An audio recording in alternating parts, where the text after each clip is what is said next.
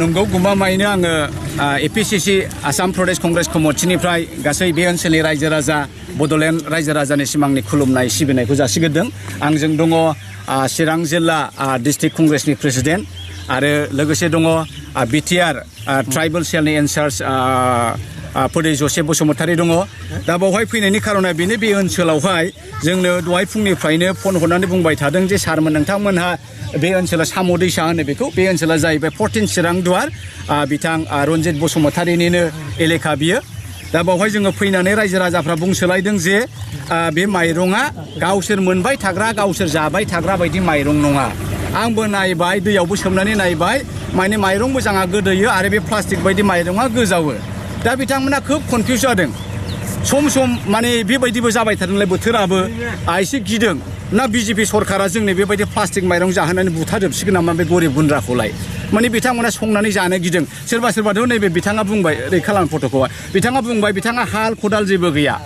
माइरं बरसा खालामो बै सेन्ट्रेलनि कन्ट्रलनि माइरंखौनो नेबाय थायो दा जोंनि माइरङाबो बे जाजाय प्लास्टिक माबा एम्फौ ना जानं मुरि ना जानं सिरा ना जानं दा बे माइरङा माने ओरैबायदि बिथांमोना होनदों जे जों उन्दैनिफ्राय मिथिनाय बायदि बै फोथार बारियाव हालौनानै फोनानै मारा होनानै मोननाय माइरं नङा दा बेखायनो बिथांमोना जानो उसुबिदा मोनदों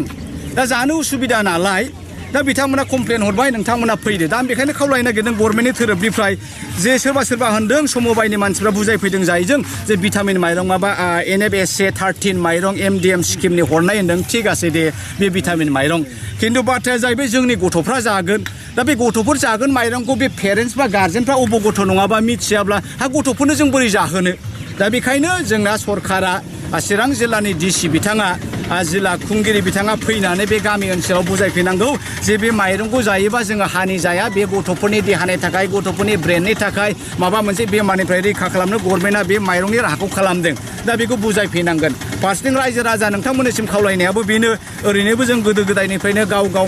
माइरं दैरं पद्धति खालामनानै जाग्राखा बेखायनो फ्रि मोन्दों होननानै एखेबारेनो संग्रायाव लायाबालानो सान्द्रिजों सालियाबालानो जावाबालानो नायाबालानो दानि जुगाव थिग गैया बिजेपि सरकारा ओरैनोबा गोदाव सोरावखा दा माइरंफोरखौ मोन्दों होननानै जायोबा जाला जागोन बेबायदिनो नायनांगोन प्लास्टिक माइरं मारना माइरं गुबै मार दा दिनै जों बिथांमोना जानो गिदों जोंबो सान्दों नंमारगौ नुबाय जोंबो जे बे माइरंखौ जोङो मिथिनाय बायदि आसु माइरं माइसालि माइरं माइसा माइरं जोसा माइरं माइब्रा माइरं बेबायदि माइरङा नङा बियो एखे माबा फेक्टरिनिफ्राय बानायनाय माइरंफोर बायदि हा बेखौथ' सन्देह खालामखागोनानो रायजो राजाफोरनिसिमबो खावलायनाय नोंथांमोनहा एसे आन्दाज खालाम दानि जुगाव बे बिजेपि सरकारा मा खालामो मा खालामा एखे थगाय थसि नों जे जायगायाव नोङो